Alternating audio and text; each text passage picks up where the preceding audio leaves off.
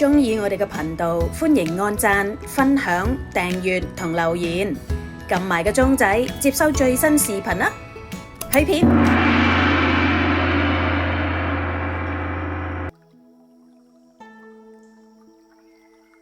煩惱皆菩提啊！點解佛法成日講煩惱係菩提呢？煩惱就煩惱，菩提嗰菩提等於一個覺醒。當你喺煩惱當中能夠一念之間轉化覺醒咗之後，一切煩惱原來都係俾你試煉歷練，都係令你覺醒嘅一個因由嚟嘅啫。所以煩惱等於菩提而我哋點樣將煩惱一念之間轉化嚟到種下呢個善因，嚟到開到呢一個菩提果啊嘛咁所以頭先我都同大家講過，因地成佛，果地成佛，因地果地之間，果地就係直接喺呢個白色田個心田入邊嚟到淨化。當你一淨化嘅時候，所有嘅業識都唔能夠現前啦你仲點會有業債呢？業債冇嘅情況之下，你咪即係等於修成正果咯所以你好複雜，複唔複雜？唔複雜，但係絕對唔容易。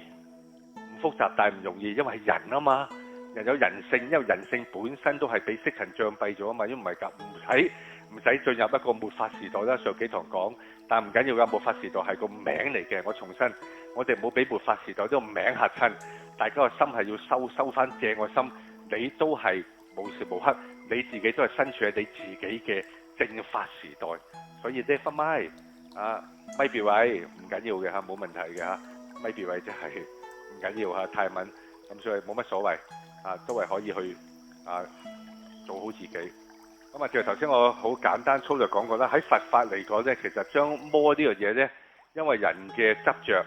而衍生一個我執着相而着魔，最後係入魔所以一個執着呢兩個古字可以衍生咁大嘅道理喺入邊。咁其實話明大道理啦。咁今呢一堂係比較文搶氣多啲文氣多啲，但係都會俾大家知。俾大家知，咁大家我都係嗰句，唔需要去強加死記，因為我哋今年係以佛法為主，唔好話即係逼大家去記熟每一個字，一記嘅話你就會好辛苦，同埋驚記攞之後變咗你就會走火入魔因為去咬文嚼字呢，咁到時乜都唔使做嘅，淨係咬文嚼字，人哋會覺得你修行有乜修到傻傻更更嘅呢個人講嘢，點解都唔係近代人講嘢嘅，點解講嘢有頭髮又唔係和尚咁有頭髮嘅，點解講嘢咁禪嘅咁有啲叫脫俗我哋要入世咗叫太過出世呢。咁其實同我哋嘅本質係有違背，唔係咁好。我哋入世人做入世嘅事，做翻入世要做嘅嘢，做翻一個正常人，正常去修行，去薰陶周邊人得㗎啦，唔使太過着相唔使太過刻意着相做翻自己，修好自己得㗎啦。每人都係自己一個獨立嘅個體所以唔使太過刻意，但係要俾大家知。好啦，佛法角度嚟講，由宏觀開始去到微觀。宏觀我哋所謂嘅二魔或者叫二類魔。咩叫二魔呢？呢二魔一個叫界內魔，一個叫界外魔。等於我上堂同大家講，一個叫內魔，界內魔叫內魔，一個叫界外魔就係外魔啦，就係咁簡單啦。明白話明界內魔呢個內魔嚟自乜嘢喺宏觀嘅有宏觀慢慢收窄個範圍。內魔就係嚟自我哋人入邊嘅三毒。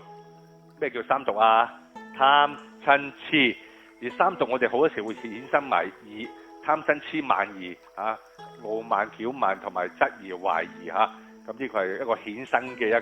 個毒嚟嘅。咁講翻主毒啦，唔好講個衍生毒呢，就係我哋三毒貪嗔痴為主。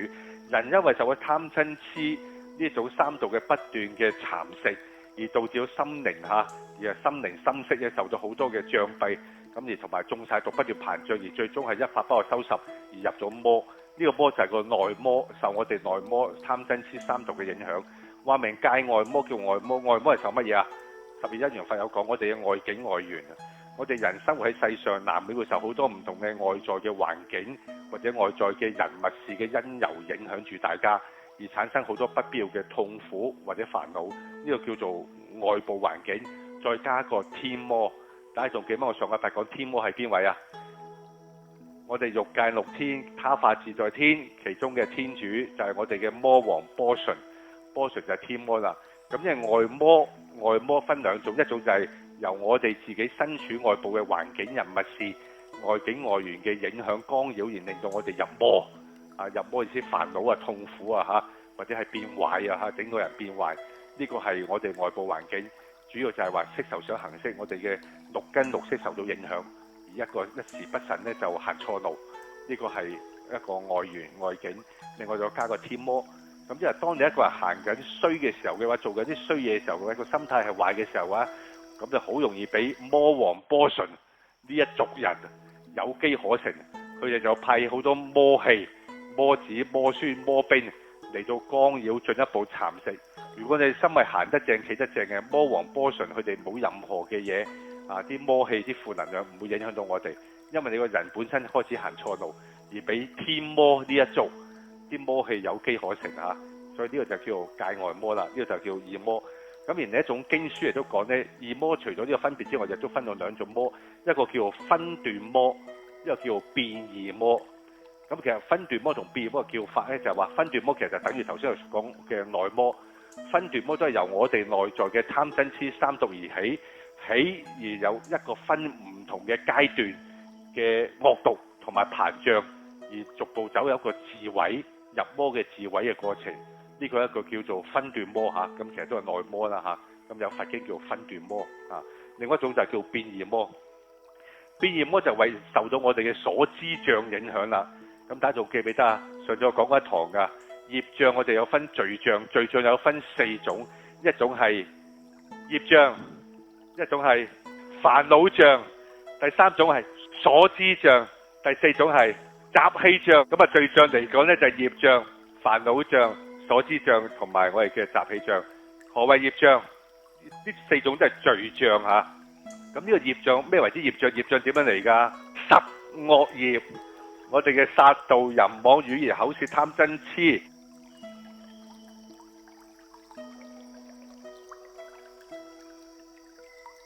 繼續我哋嘅因地成佛之旅，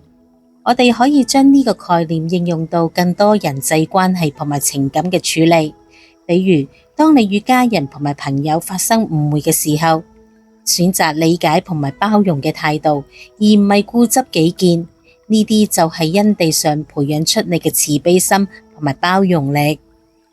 喺休閒嘅時候，當你選擇閱讀一本好嘅書，或者進行冥想，而唔係沉迷於冇意義嘅娛樂活動，呢啲就係因地上提升你嘅智慧同埋內心嘅平靜。最終，當我哋日常生活中不斷地實踐用智慧善行，我哋就係一步步地走向佛嘅境界。呢個唔係一個遙不可及嘅目標，而係通過我哋每天嘅歷練去選擇嘅行為，逐漸勝業嘅過程。所以，下次當你面對日常嘅挑戰同埋選擇嘅時候，記得你正係因地上種下成佛嘅種子。每一個善念，每一個善行，都係通過覺悟之路嘅重要一步。讓我哋一起喺呢條道路上不斷向前，直到達那個光明嘅彼岸。